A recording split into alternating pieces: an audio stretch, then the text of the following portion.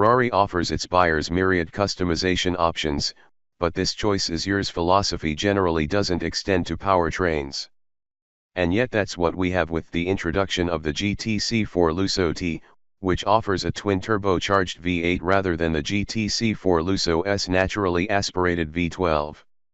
The GTC4Lusso, you'll recall, is an evolution of the pioneering Ferrari FF, the 2012 model that brought a shooting brake body style and all-wheel drive to the four-place Ferrari Grand Touring car.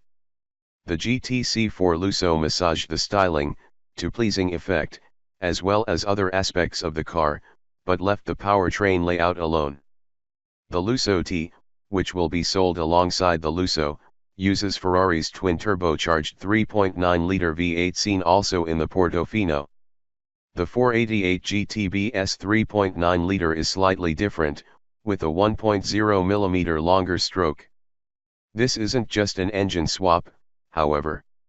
The Lusso T also ditches the V12 car's complicated and unusual all-wheel drive system in favor of simpler, lighter rear-wheel drive. The sum of those two changes results in a claimed weight loss of 121 pounds. As that reduction all comes off the front end, the rear weight bias increases to 54% from 53%. Heart transplant. The V8, though, is the heart of the matter. Compared with the older, shorter stroke 3.9 in the California T, the flat-plane crankshaft V8 gets new pistons and intercoolers, a revised air intake, and a new exhaust system. Max output is 602 horsepower at 7,500 RPM versus 591 for the Portofino and 661 for the 488 GTB, while peak torque for all three is an identical 561 lb-ft at 3,000 RPM.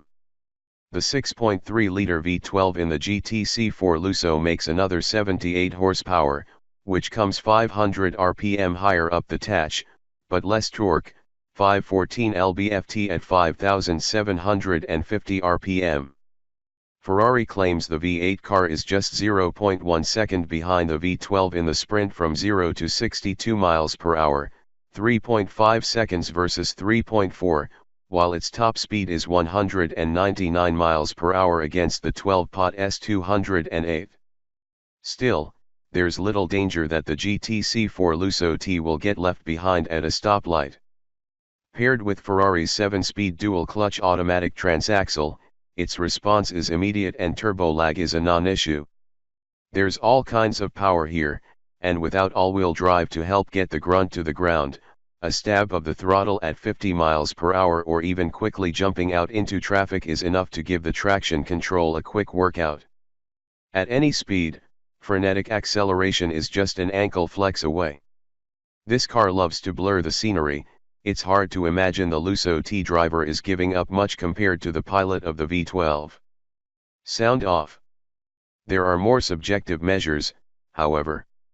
Ferrari points to the V8's flat-plane crankshaft and equal-length exhaust manifolds as key elements in delivering an exotic wail despite the muffling effect of turbochargers. When the revs climb past 5,000 RPM on the way to the 8,000 RPM red line, the engine delivers that exotic Ferrari sound. Below that, however, this engine is fairly muted, and the exhaust note is more mundane. The Manettino selector's sport setting opens a flap in the exhaust, but the note seems to change only under light throttle cruising. Come to a stop, and the engine goes silent. This is rectified by switching off the standard auto stop/start via a button on the windshield header. Ferrari says it wanted the lighter, rear-drive Lusso T to have a sportier feel than the V12 model and that it reprogrammed the electronically controlled dampers and four-wheel steering system accordingly. That may be the case, but we suspect that where any such differences become evident is far outside the realm most drivers will experience every day. In our roughly 150-mile drive in New York City and its northern environs, we found the GTC4Lusso T to be very much a grand tourer. To start with, the car is exceedingly comfortable. The magnetor-helical dampers do a superb job even over the beat-up pavement one finds in Upper Manhattan and on the major Deegan Expressway in the Bronx. Switching between comfort and sport modes has little effect on the ride.